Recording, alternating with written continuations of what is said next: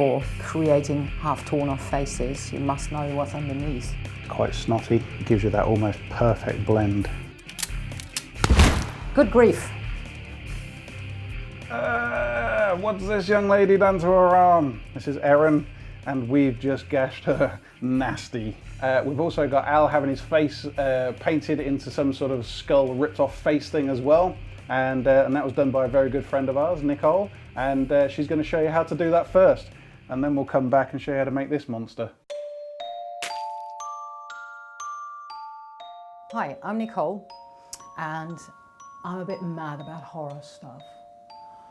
And I'm going to show you how to do this. So I'm going to start by covering his eyebrows up, which is done with the spirit gum to start with. Always make the people close their eyes, because spirit gum in your eyes is not something you want to aspire to. When you do this, you have to make sure that all the hair sticks down really, really well, and if it doesn't, you just put more spirit gum on it. When that's dry, you're going to use something called eyebrow plastic, which you can buy. You just use a tiny bit and work that into your glued down eyebrow. This is just to fill in the ridges so you don't see the hair anymore. And close your eyes again, please.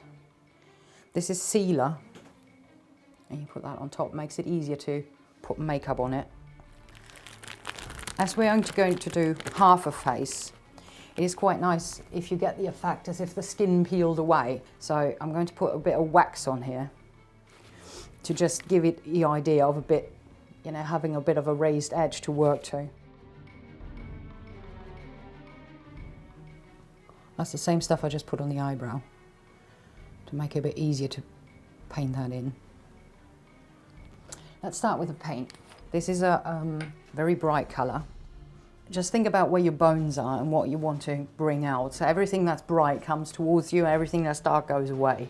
So if you want to, you know, imply a hole, you would probably go for very dark colours.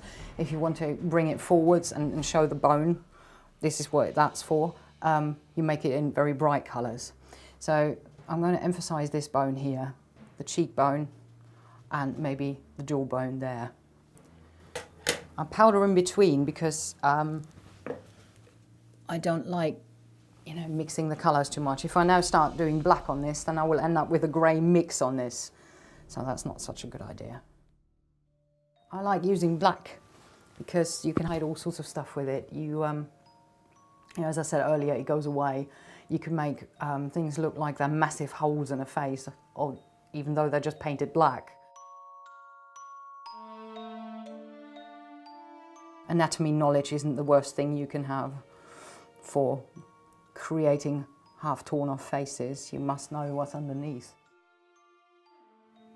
If you do things like that, if you go along where all the white, the brighter parts are, if you edge them with a dark corner, it brings out the brighter colours even more.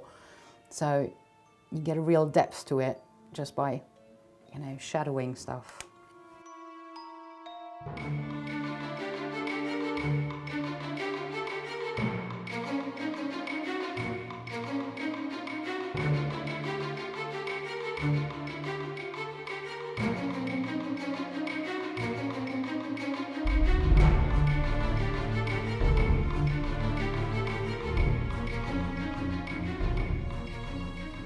With everything, it's just learning by doing is the easiest way.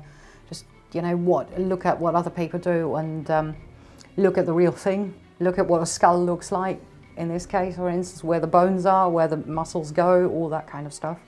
And just keep doing it over and over again. Now we have the internet, you can find reference on pretty much everything on the internet. Just look at it over again. How did they do it? Maybe I can try that again. Oh, that's a good idea. So I do that and just keep doing it. Until all your friends and neighbours run away as soon as you mention the word makeup.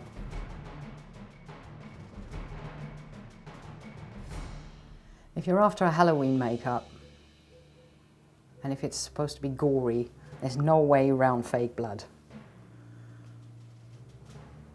And you can buy all sorts of different fake blood products. You get blood that, you know, looks like fresh blood for a long time. You can buy gallons of blood. That's relatively cheap. Nothing wrong with plenty of blood.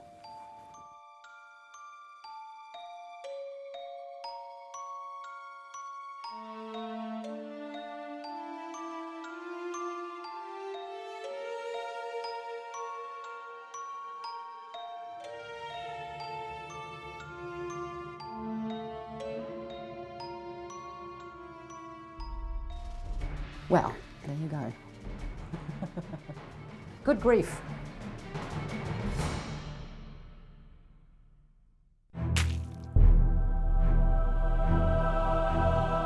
So how do we make that nasty gash? We've got some of the raw materials here, and I'll show you how to mix them all up and put them together to make this nasty stuff. This stuff is called Gel 10. It comes in two parts, part A and a part B. And it's easy because you've got to put equal amounts of each in a jug and mix it up. We've got some pigments and some colour here. We'll use that one for the moment. Really good stuff. You don't need a lot of it at all. You see it looks a little bit like skin colour. Oh, yeah, it does. And you've got to try and sort of match up as close as you can with the skin. And what we'll do, just put a bit of this into the part A. Give it a mix. See, hardly any at all. Oh yeah, lightens it up. And it turns it into a fleshy skin colour rather than it being sort of white and opaque. This stuff here is called flocking. I did say flocking. It's kind of like a material. It's like a really, really fine hair almost. And if you put some of that in there, what that does, it stops this from looking like it's skin-coloured plastic. Yeah. It looks more like skin. More natural. Yeah, because it makes it sort of mottled and there's kind of a strange sort of colour to it. So what I'll do is actually we'll have a look, see where we got with. It's not far off. Luckily for us, you're quite pale. Yep. Not been out in the sun too much. Right, so now what we need to do is goop these fellas together. It won't be perfect, this one. I'm kind of doing it in a bit of a rush. Normally you take a bit of time and make sure that the colours match quite well. Right, how brave are you? Very. Excellent. Okay, let's have a go. Literally just smear this stuff on.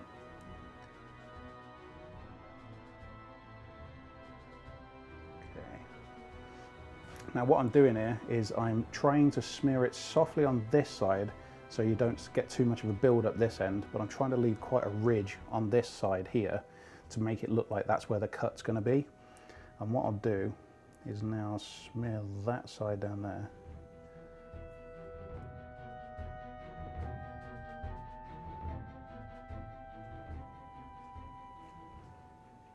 Okay, don't know if you can see that. It almost looks like a bit of a chemical burn or something's been cut into the arm. You could make that up with a bit of bruising around the edges and stuff like that. We'll let that just go off just for a second. So a tiny bit of red.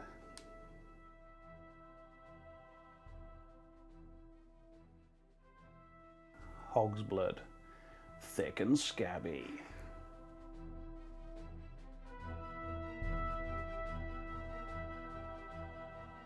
Thank you, Erin, for being a great patient person to be making nastiness on your arms and stuff like that. Right, rock on, and we'll catch you later. Cheers.